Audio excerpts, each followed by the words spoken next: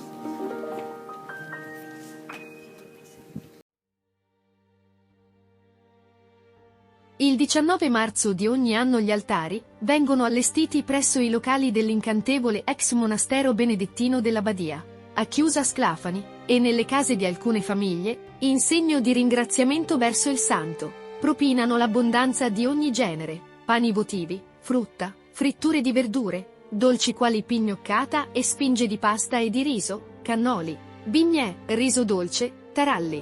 Davanti l'altare viene inoltre allestita una tavolata su cui siederanno i santi a personificare la Sacra Famiglia per consumare il banchetto rituale.